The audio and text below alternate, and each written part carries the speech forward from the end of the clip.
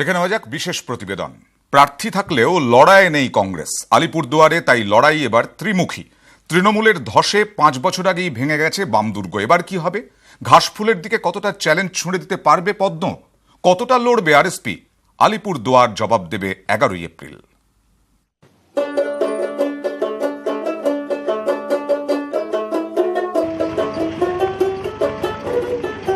পাহাড় জঙ্গল চা বাগান ঘেরা আলিপুরদুয়ার। চা বাগানে ভোট চার এই আলিপুরদুয়ার তার।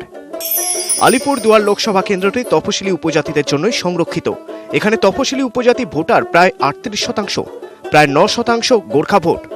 এই দুই ভোট ব্যাংক নিজেদের দিকে যারা টানতে পারবে তাদেরই বাজিমাত। সেই লক্ষ্যেই বিজেপি আলিপুরদুয়ারে প্রার্থী করেছে জন বাল্লাকে।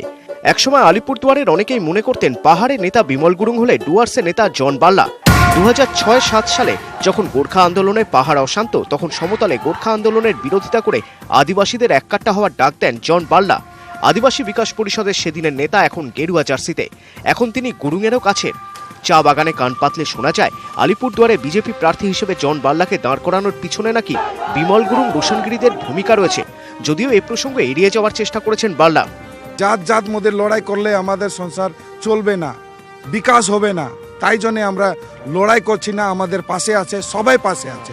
ডুয়ার্সে যত ভাষাভাষী আছে, রাজবংশী আছে, মেচ আছে, টোটো আছে, বাঙালি আছে, বিহারি আছে, আর মুসলিমরাও আছে আমাদের পাশে।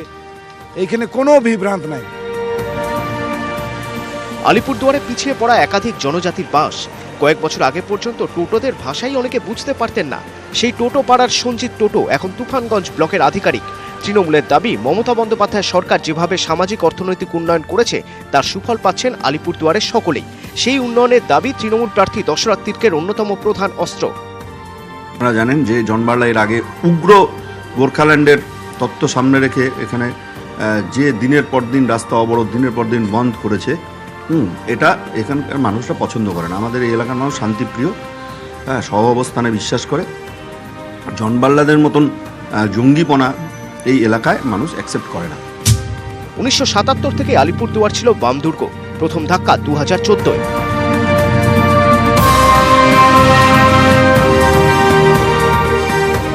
আগের সেই শক্তি না থাকলেও তৃণমূল বিজেপির দিকে চ্যালেঞ্জ ছুড়ে দিচ্ছে আরএসপিও।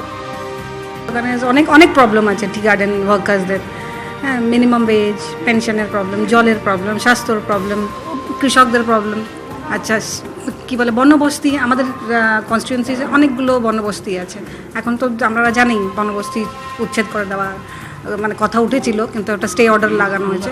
এতদিন কিন্তু ছিল না। যেই বামপন্থীদের শক্তিটা কমে গেছে, এই চক্রান্তগুলো শুরু হলো। কংগ্রেস প্রার্থী দিলেও আলিপুরদুয়ারে লড়াই এবার ত্রিমুখী। Vote 11ই April. শাসকের উন্নয়ন বনাম চা বাগান শ্রমিকদের মধ্যে গেরুয়া ঝোঁক, এই দুয়ের মধ্যেই লুকিয়ে আলিপুরদুয়ার লোকসভা ভোটের ভবিষ্যৎ। ক্যামেরায় অরবিন্দ প্রসাদের সঙ্গে অর্ণব হাজরা, নিউজ 18 বাংলা, আলিপুরদুয়ার।